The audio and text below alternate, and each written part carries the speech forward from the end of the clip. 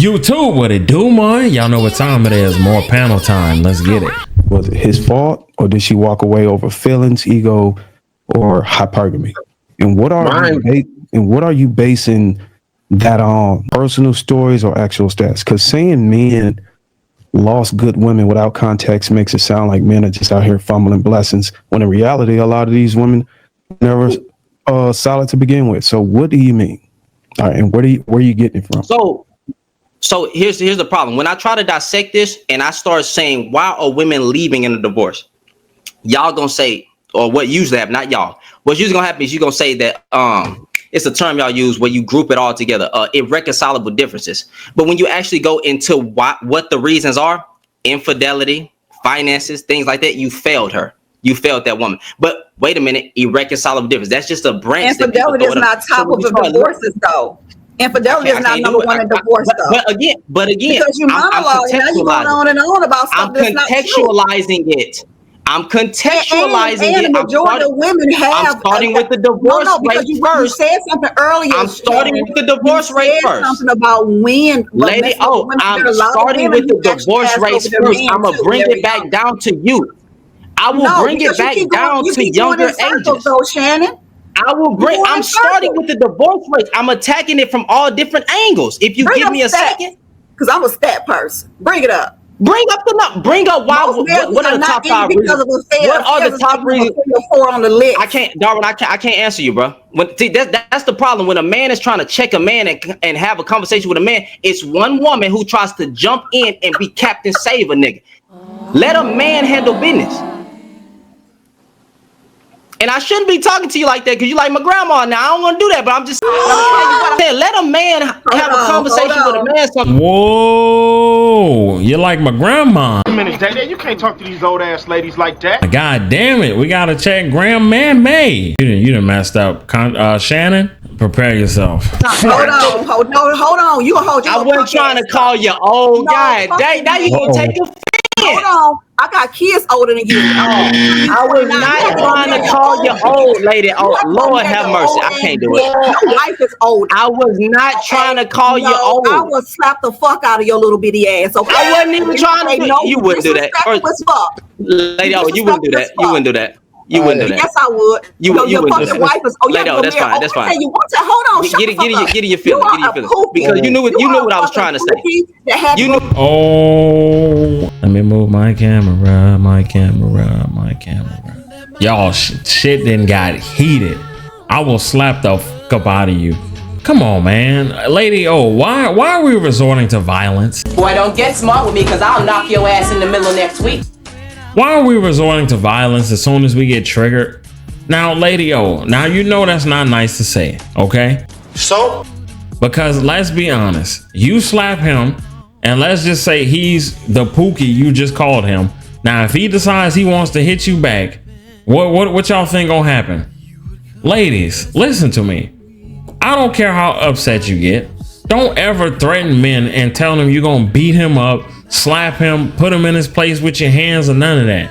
Because if that man really wanted to, he could lay you down with one slap, one punch, one kick, whatever. Don't ever think you're gonna ever get so upset that you honestly believe that you can beat up a man. Come on, man. Y'all gotta use y'all brain. You knew what I was trying to say. You wouldn't do that. You want me Is it fair to really feed into the emotions? Let him feed into it. Go ahead, get emotional. Go ahead. Get emotional. You're being disrespectful. Okay? Get emotional. At the end of the day, now you just say how to be brownie. You keep interrupting me, ma'am. Be quiet. You keep interrupting me. I'm talking and you jump in. We're not getting anywhere with this. Let's get a couple people jumping real fast. Let's get. He asked me a question. I'm trying to address it from the divorce rates to the young age. Let's get Push to talk. He hadn't get a chance to speak in a minute. I can't. Hey, Darwin, I have to answer your question on the back end.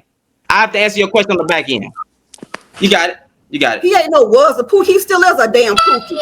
I didn't even say no rhetoric. All right. I'm over here talking about the top 5 We're gonna try to get a couple cats in here. No, I can't answer the question. I try and answer the question.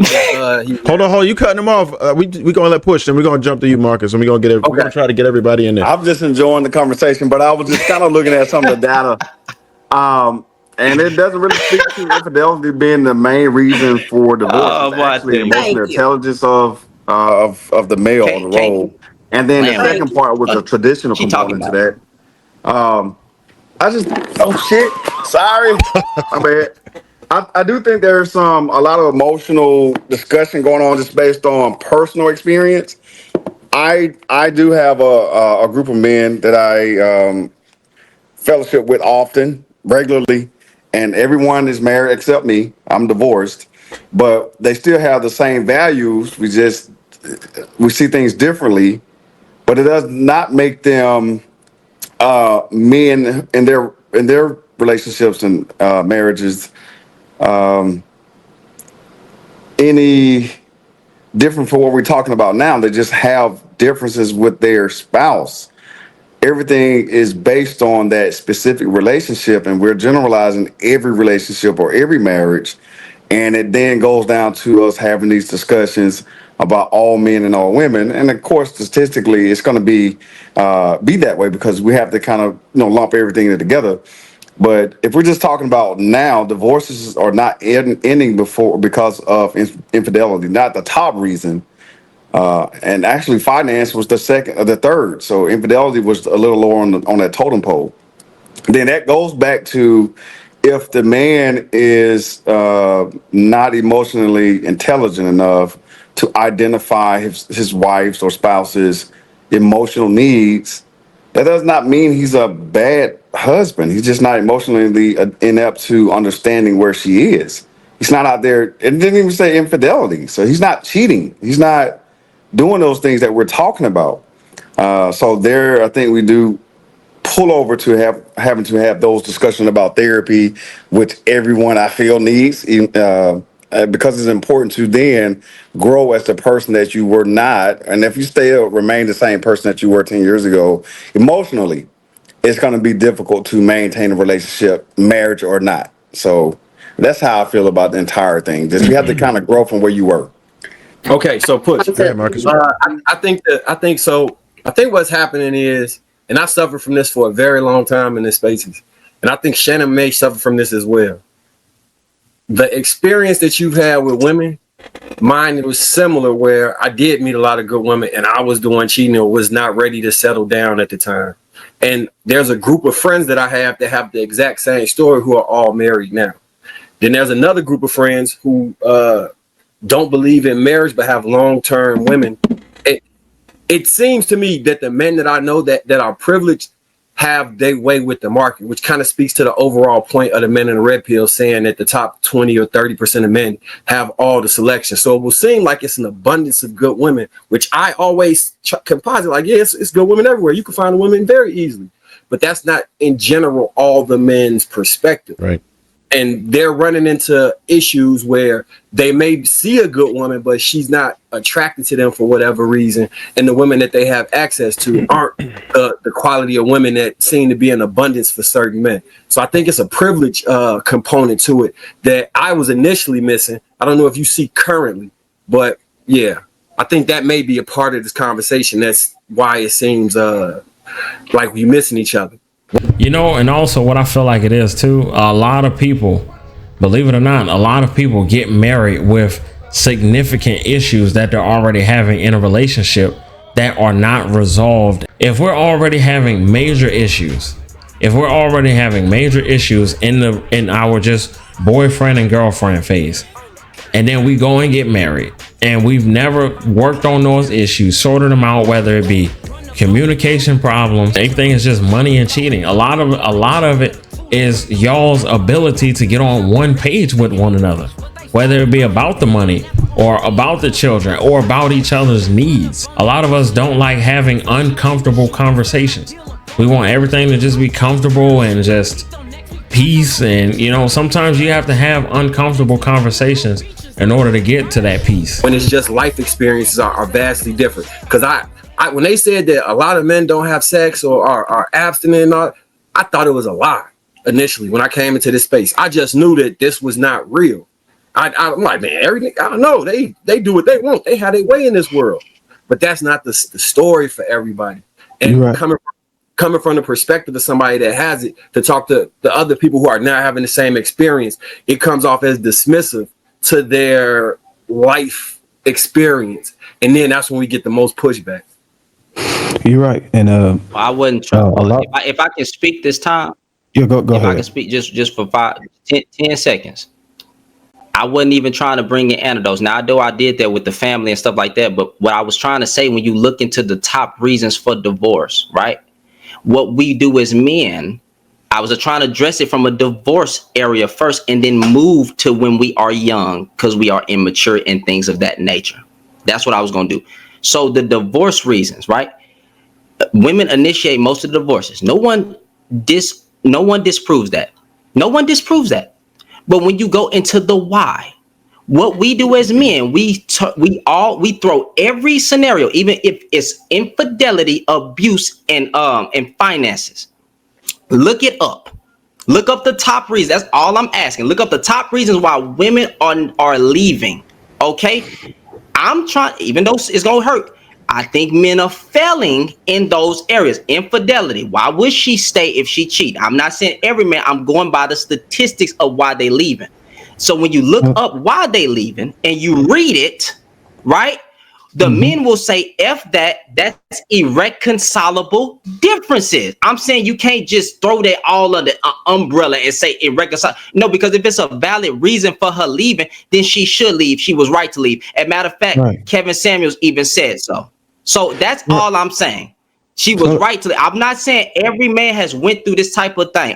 So I was addressing it from the divorce rate. I do think men are majority of the problem sometimes, while women are opting out and saying, I can't do this no more. Now, when we are younger, hold on, well, just last point. When we are younger as men, women mature faster than men. Is there a disagreement there?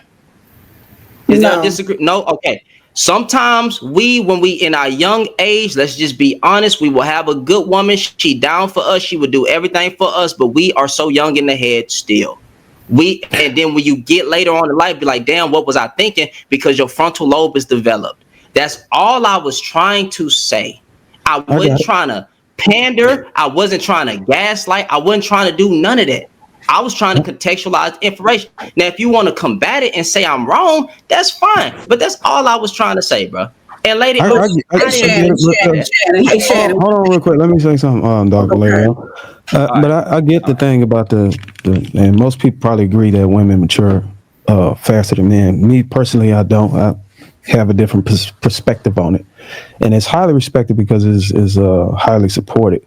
Really, the biggest thing with divorce even coming up is, like I say, before a lot of times finances, before a lot of times the infidelity happens, a lot of times, guys, it is the lack of communication.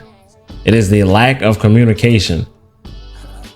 Because our communication is so poor, we cannot communicate effectively between one another as husband and wife. We cannot state what we need. We cannot state what we want from one another in order to remain in this happy, healthy, loving marriage. Number one, issues that we have before we get married need to be addressed. We need to figure out where do we disconnect. That's what we need to focus on as someone trying to get married or is married, so that we can become one. Where do we disconnect? Is there a common ground we can meet on this disconnect, or are we just going to stay disconnected in this area? And if we do stay disconnected on this particular area, is it something that is going to come back and potentially hurt us in the future? Is it something that's going to come back and wreck the marriage? These are things that a lot of times people do not focus on, because we're a lot of times we're just caught up on the forefront of things. We're not really looking at, the things that we push to the side that are an actual issue that we need to bring to the forefront and fix. Yeah, finances might happen. There are a lot of women, they met their men when they didn't have money. If she was there with you when you didn't have money, she's gonna be there whether you have money or not. She's there for you. We ain't gonna get super deep in it because it's gonna drag the video. you know, maybe in another one of these, I'll kind of break a lot more things down, you know, and spend some more time kind of dissecting a lot more issues that people do have that ultimately lead to divorce, other than finances and infidelity.